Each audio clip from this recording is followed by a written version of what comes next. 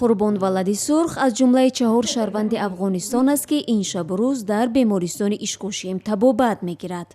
ӯ сокини вулусволии Ишкошими Афғонистон аст, ки аз тири як ҳамсояи худ маҷрӯҳ шудааст. کسی که پولدار به افغانستان автома قدیم میگرده، کسی نمیگیرد автоما از او را از دستش اگر شخصی هم باشد. این کسی که غریب بود مثل مواری زخم برداشته میشد و میاد در بیمارستان ها و دیگه این رنج میبینه و عذاب میبینه. او زد قدر نفر کش در روز روشن پرید با طالبان پیوست، اما دولت نتونست که او را بگیرد و داد این مردم از او بستاند. дастрасии сокинони рӯстаҳои назди марзии Афғонистон ба силоҳ натиҷаи бебандубориҳои амниятӣ ва ҳамҳузури афзояндаи толибон дар минтақа аст. муштариёни афғони ин бемористон баъди ҷароҳатҳои сангини мисли тирхӯрӣ ва ё аз рӯи эҳтиёҷи изтирорӣ барои амалиёти ҷарроҳӣ ба ин ҷо оварда мешаванд.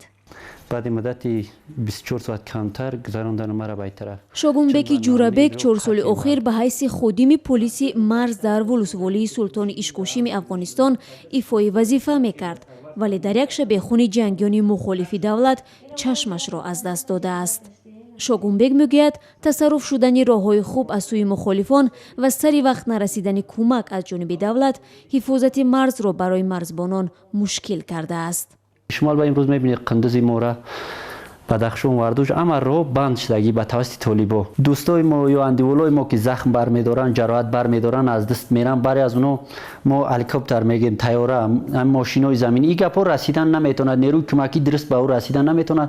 اکثریت نفرمون یا میموتمون یا همه چیزمون هم در وقتی که از دست میدیم. در یک سردات یا در یک پستی که فعلا زیر دست امانلوس بسیار داشته باشه 400 یا 500 نفر. این 500 نفر کفایت نمیکنه که مثلا 600 یا 800 کیلومتر این چیز کند حفاظت کند. امی برای مرز حفاظت کند همو برای خط مرزی توجیکستان و افغانستان در حدود بدخشان تا 800 کیلومتر را در بر میگیرد. این مرز توجیکستان و افغانستان است. در پشت من از طرف چپ ناحیه اشکوشیم توجیکستان و از طرف راست سلطان اشکوشیم افغانستان است و طالبان 40 کیلومتر دورتر از ما قرار گرفتند. با فرق از اشکوشیم افغانستان که جنگ‌های 13 ساله هزارها نفر را از عادی‌ترین شرایط زیست محروم کرده و در بنبست قرار داده است، در این طرف ساحل مردم ناحیه اشکوشیم توجیکستان زندگی معمولی دارند. ما خودمان داریم، همه چی را اهمیت داریم، همه چی داریم، محافظان سرحد خودمان داریم.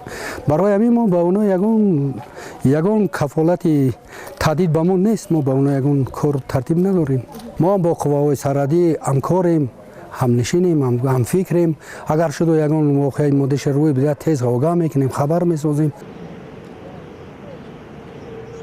وضع در شمال افغانستان پیوسته تغییر می‌یابد و چند بار منطقه‌های نزدیک به مرز به دست طالبان گذشته است. با وجود آنکه ساکنان بدخشان به مرزبانان توجیک اعتماد دارند، پاسبانی مرز آسانگذر همانا در اشکوشیم مشکل باقی میماند.